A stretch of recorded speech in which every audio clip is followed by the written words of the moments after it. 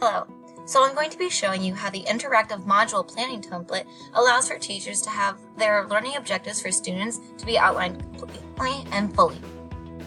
So for starters, right here at the top, it gives you the basic information. So this is lesson topic, background, indicative standards, target audience.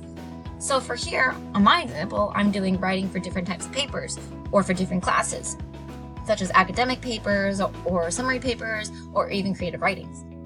And here I put the background on why they should do it, evaluating what sort of paper a student should write based on the subject matter.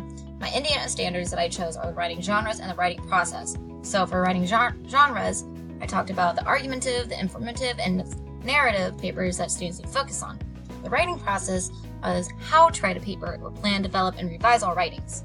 My target audience are juniors and seniors in high school who are in English courses, but this could also relate to freshmen and sophomore classes who are in the higher English levels.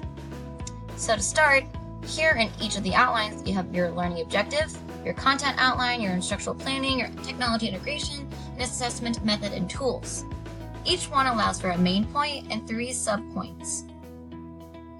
Here on these little asterisks, it tells you what instructional planning, technology integration, and assessment method and tools need.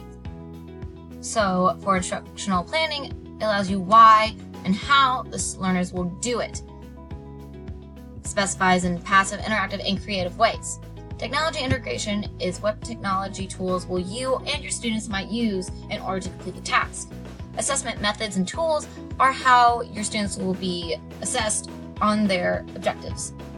So here on my first one, learning objective. Given a rough draft of an essay, the student will be able to identify by circling any grammatical, spelling, punctuation errors with no more than 5 missed errors on said rough draft. So my main point here is for students to identify errors within a paper. So for instructional planning, the learner will be able to identify different types of errors within a paper. This is an interactive one. When students get their paper, they should be able to identify what errors are on that paper, and that is an interactive way of doing it. I won't be telling them this is what you need to do.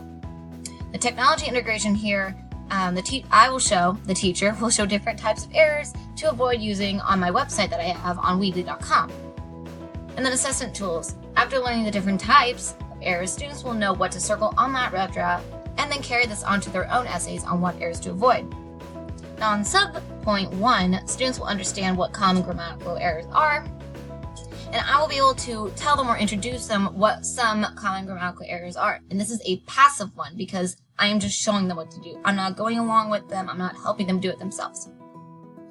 Students will be using a website that specifies certain errors. Now this could be my own website on Weebly, or they may use Purdue OWL or other academic websites that show the common grammatical errors that students do. There isn't really an assessment method here to a passive instructional planning, as I'm just telling what to do. Maybe if students have questions, I'll be able to see, or if they don't have questions, I'll be able to see if they understand the content or not. And the same for the next 2 subpoints. Students will identify spelling errors, and then students will be able to identify common punctuation errors.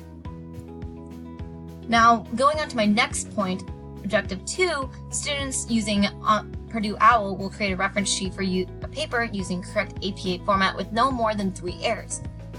So the main point here is pretty substantial, but then if you go down here of subpoint 3, students will practice identifying correct APA citations. Students will be given a 3-question Kahoot to practice identifying APA citations. This is considered interactive because the students are actually interacting with knowing whether or not they know the content. Obviously, the technology here is Kahoot, which is an online gaming resource that teachers and students are able to use on their own time. And Kahoot is the way that I can identify if the students are understanding the APA format or not.